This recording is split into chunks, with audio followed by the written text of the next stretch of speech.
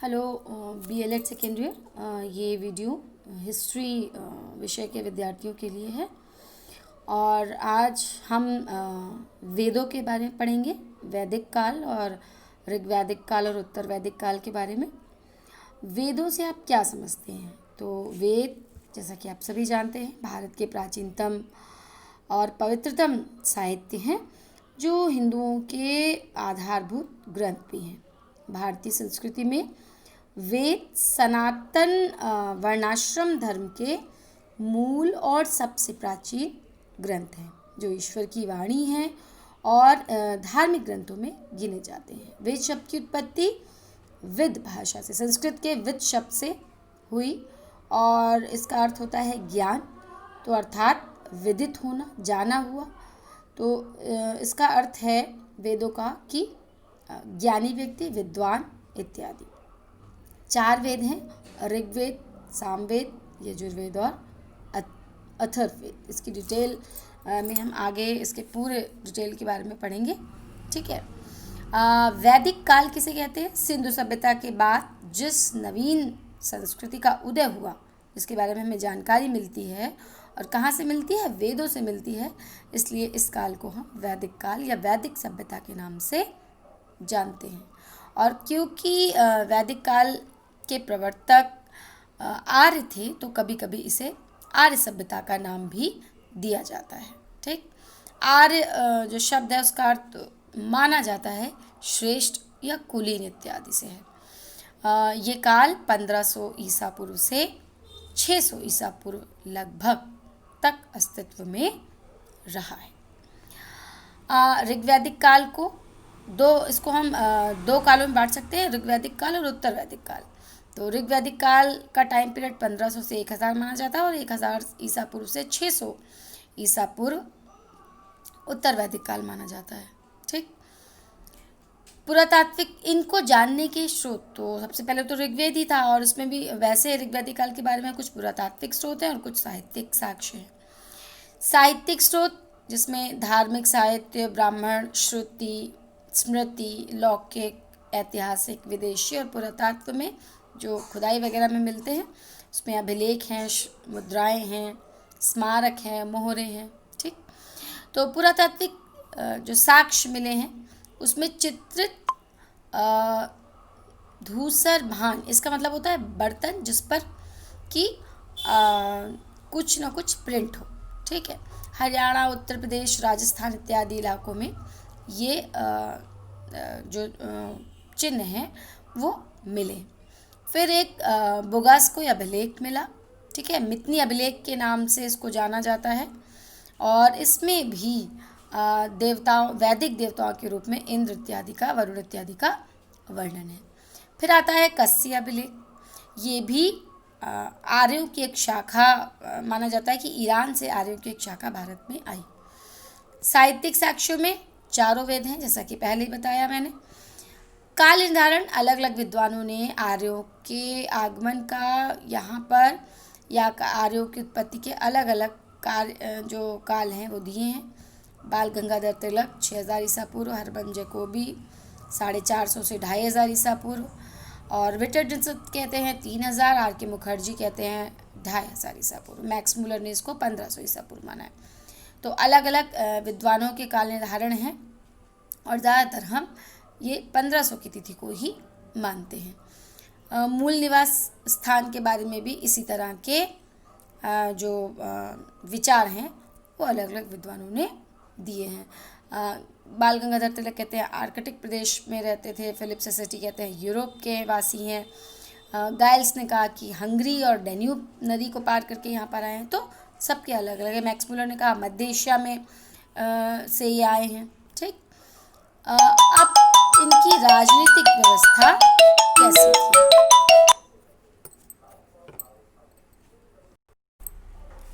तो सर्वप्रथम आर्यों की कैसी थी राजनीतिक व्यवस्था?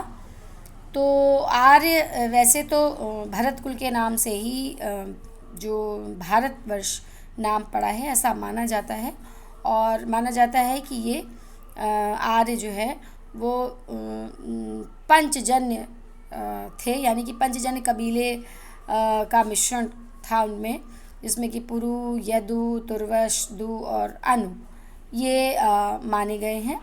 ठीक है। बहुत ज़्यादा राजनीतिक व्यवस्था का वर्णन नहीं मिलता, बस ये पता चलता है कि राजा ही सर्वोत्तम होता था। ठीक। इसके बाद प्रशासनिक इकाई कैसी थी? ऋग्वैदिक काल में जो प्रशासनिक इकाई थी सबसे छोटी कुल थी। कुल का मतलब होता है परिवार, गृह, घर।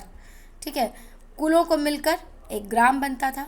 ग्रामों के ऊपर यानी कि ग्रामों को मिलाकर विश बनाया जाता था, जिसका जो स्वामी होता था उसे विशपति कहा जाता था। सबसे ऊपर जन होता था, यानी कि विषों को मिलाकर जन बनता था। और जनपद का उल्लेख कहीं भी नहीं मिला है, लेकिन जन का उल्लेख मिलता है। तो ऐसा माना जाता है कि इसका जो ढांचा था, राजनीतिक ढांचा, वो इस तरह से था: कुल, ग्राम, विश, जन और उसके जन को मिलाकर राष्ट्र। मतलब ग्राम सबसे छोटी इकाई और कुल का मुखिया कुलक कहलाता था। ग्राम का शासन ग्रामणी देखता था। विश जो कि ग्राम से बड़ी इकाई थी, इसके स्वामी को हमने जैसे पहले बताया विशपति कहते थे। और जन कबीलियाई संगठन था, इसका जो शासक होता था वह पुरोहित हुआ करता था। और राष्ट्र शासन की सबसे बड़ी इकाई, इसका जो अधिकारी होता था वो होता था राजा। न्याय व्यवस्था कैसी थी? पुरोहितों की सलाह लेकर और राजा जो कानूनी सलाहकारों को रखता था, उसके आधार पर न्याय व्यवस्था आधारित थी। चोरी, डकैती इत्यादि अपराधों का उल्लेख मिलता है और माना जाता है कि पशुओं की चोरी सबसे अधिक होती थी। गाय को सबसे जो है उच्च प्राणी, उच्च पशु माना गया था और गाय की हत्या करना निषिद्ध था। ठीक। सामाजिक जीवन में जैसे मैंने ऋग्वेद काल में राजनीतिक व्यवस्था बताई, वही परिवार, कुल, गृह शब्द का प्रयोग। ठीक है। विशपति और जो उसमें कुलप होता था यानी कि पिता को परिवार का मुखिया माना जाता था और उसके अधिकार असीमित हुआ करते थे। ठीक। आर्थिक जीवन की बात करें आर्यों के, तो आर्यों का मुख्य व्यवसाय कृषि था और उसके साथ साथ पशुपालन था। पशुपालन सबसे पहले पूर्व वैदिक आर्यों ने पशुपालन को ही अपना मुख्य व्यवसाय बनाया था। गायों को भी प्रयोग किया था और मुद्रा के रूप में, जिसके पास जितनी अधिक गाय होती थी उसको अधिक संपन्न समझा जाता था। तो मुद्रा, इस काल में गाय का प्रयोग मुद्रा के रूप में भी होता था। और कभी कभी अधिक जिसके पास गाय होती थी इसलिए राजा को गोपति भी कहा जाता था। फिर कृषि की बात करते हैं। ऋग्वैदिक काल में राजा जो है वो किसी भू का स्वामी नहीं होता था, बल्कि उसे वो युद्ध का स्वामी होता था, युद्धकालीन स्वामी होता था और उसे केवल जनता से कर लेने का अधिकार प्राप्त था। 2 प्रकार से सिंचाई के जल प्राप्त करने का वर्णन मिलता है: स्वयंजा यानी कि प्राकृतिक जल और खनित्रमा यानी कि खोद कर प्राप्त किया गया जल। फिर वैदिक धर्म में, ये तो आपको पता होगा, धर्म की अगर हम बात करें तो कुछ देवताओं की पूजा का वर्णन मिलता है। पशुपतिनाथ की पूजा का वर्णन भी मिलता है। गाय की पूजा, इंद्र, ठीक है, का पूजन मिलता है। और माना जाता है सूर्य देव की पूजा भी इसमें मानी जाती थी। हालांकि बहुत सारे देवताओं के होने के कारण बहुदेववाद का प्रचलन था। आकाश देवता सूर्य, है ना, उषा, सविता, अंतरिक्ष के देवताओं में इंद्र, मरुत, रुद्र, पृथ्वी के देवताओं में अग्नि, सोम, पृथ्वी। तो इस तरह से अनेक देवताओं का वर्णन में मिलता है। फिर आता है हमारा उत्तर वैदिक काल। उत्तर वैदिक काल जिसका टाइम पीरियड 1000 से 600 ईसा पूर्व माना गया है और इसमें जो हमें इसके प्रमाण मिले हैं वो निम्नलिखित स्थानों पर जो ये लिखा है अंतरंजी खेड़ा, जखेड़ा, हस्तिनापुर, नो, यहाँ पर कुछ लौ, साक्ष्य, कुछ ऐसे उपकरण मिले जिससे पता चलता है कि इनका प्रयोग उत्तर वैदिक काल में रहा होगा। उत्तर वैदिक काल में कोई ख़ास अंतर नहीं आया पूर्व वैदिक काल से। कुछ चीज़ें बदली, जैसे आर्य संस्कृति का प्रस्थान कौशल, काशी और विदेह तक हुआ और उसके बाद मगध के लोगों का भी वर्णन मिलता है कि वो भी आर्य ही थे। प्राकृत भाषा को बोलने वाले ये थे। ठीक है। 5 कबीलों को मिलाकर पांचाल नगर की स्थापना हुई। मगध और पांचाल ये सबसे बड़े राष्ट्र माने जाते थे। ठीक है। अब शिल्प की बात करते हैं हम कि कैसा था वहाँ का शिल्प। तो सोना, तांबा, कांसा और महिलाएं कपड़े बुनने का कार्य करती थीं। लकड़ी की कटाई, धातु उद्योग, बुनाई, कुमकरी इत्यादि यहाँ पर प्रचलित थे। और विनिमय प्रणाली में गाय, घोड़े और निष्क यानी कि सोने के सिक्के जो माने जाते हैं, सोने का आभूषण, उसका प्रयोग होता था, या सोने की जो मुद्रा होती थी उसका प्रयोग किया जाता था। वेद की अब हम बात करें तो वेद आर्यों का प्राचीनतम ग्रंथ। ऋग्वेद सबसे पहला वेद और इसमें ये पद्यात्मक है। 10 मंडल, 1028 सूक्त हैं इसमें, और इसमें देवताओं की स्तुतियों और आह्वानों का वर्णन मिलता है। यजुर्वेद की बात करें, यजुर यत का अर्थ होता है गतिशील, जू का अर्थ होता है आकाश, और वैसे यज्ञ से यज्ञ की भी अनुभूति होती है। तो यज्ञ से संबंधित जितने भी विधियां हैं, मंत्र हैं, उनका वर्णन इसमें मिलता है। 2 शाखाएं हैं इसकी, शुक्ल और कृष्ण यजुर्वेद। सामवेद जिसको कि संगीत का प्रथम वेद और संगीत का कह सकते हैं प्रथम शास्त्र माना जाता है, गेय रूप में है, गीतात्मक रूप में है। 1824 इसमें मंत्र हैं, जिसमें 75 यानी कि 75 मंत्र ओरिजिनल हैं सामवेद के, बाकी सब ऋग्वेद से लिए गए हैं। अथर्ववेद इसका अर्थ है कंपन, अकंपन, ठीक है। इसका मतलब, अथर्व का मतलब ये है जो श्रेष्ठ कर्म करते हुए परमात्मा की उपासना में लीन रहे वही अकंप है, और उसी को मोक्ष की प्राप्ति होगी। इसमें जादू, टोना, वशीकरण, जड़ी बूटियाँ, चमत्कार, आयुर्वेद, इन सब का भी वर्णन मिलता है। फिर आते हैं साहित्यिक में उपनिषद। उपनिषद का अर्थ ही होता है गुरु के समीप बैठकर ज्ञान प्राप्त करना। उपनिषद, उप माने समीप, निषद माने गुरु के समीप। तो ब्रह्म विद्या की प्राप्ति के लिए गुरु के समीप बैठकर ज्ञान प्राप्त करा जा सकता है इनका। और उपनिषदों की संख्या 108 है। ये इसमें ऋग्वेदीय, शुक्ल यजुर्वेदीय, कृष्ण यजुर्वेदीय, सामवेदीय, अथर्ववेदीय का वर्णन है। वेदांग क्या होते हैं? ये भी हिंदू धर्म के ग्रंथ हैं, और 6 वेदांग ग्रंथों का वर्णन है। शिक्षा, कल्प, व्याकरण, निरुक्त, ज्योतिष और छंद। इसके अलावा ये पुराण, जिनका 18 पुराण, जिसमें अलग अलग देवी देवताओं के पाप, पुण्य और धर्म को मानकर उसमें गाथाएँ कही गई हैं। तो सबके अलग अलग देवी देवताओं के इस तरह से 18 पुराणों का वर्णन है, ठीक है। आज हम इतना ही आपको बताते हैं। इसके बाद चलिए, सामाजिक व्यवस्था है आपकी। सामाजिक व्यवस्था ये इसमें पढ़ लेते हैं आप। इसमें याज्ञिक अनुष्ठानों में वृद्धि होने लगी। क्षत्रियों का आपस में सहयोग रहता था। उत्तर वैदिक काल में जो है पूर्व वैदिक काल से कुछ चीज़ें बदल गई, ठीक है। इसमें एक तरह से डिवाइडिंग रेखा भी शूद्रों के बीच में देखने को मिली, यानी कि जो 3 वर्ण उच्च हो गए और नीचे के जो शूद्र वर्ण था वो अलग हो गया। संभवतः उसकी हैसियत के हिसाब से उसको अलग कर दिया गया, वर्ण भेद दिखाई दिया इसमें। और इस काल में ही स्पष्ट विभाजन दिखता है ब्राह्मण, क्षत्रिय, वैश्य और शूद्र का। और ब्राह्मणों की शक्ति में अपार वृद्धि हुई।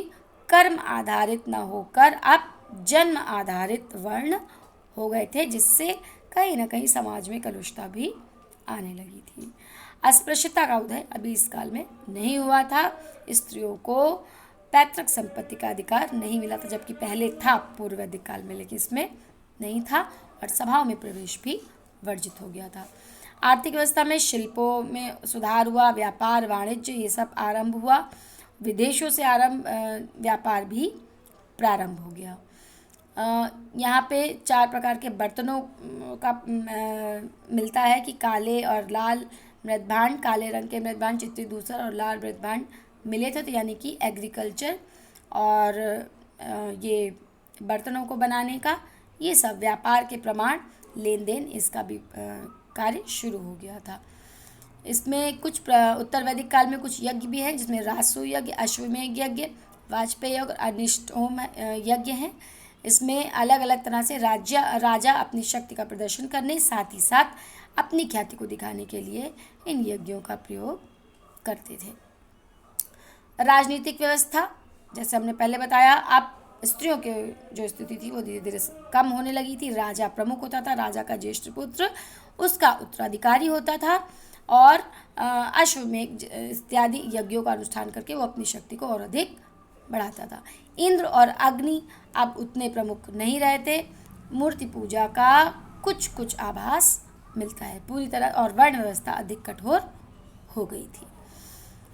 ये कुछ दर्शन और प्रतिपादक हैं जो कि आपके में लिख सकते हैं आप। चारवाक दर्शन के प्रतिपादक चारवाक, संख्या जिसको सांख्य कहते हैं, कपिल मुनि का योग, पतंजलि न्याय, गौतम ऋषि पूर्व मीमांसा, जैमिनी उत्तर मीमांसा, वादरायण और वैशेषिक कणाद उलूक।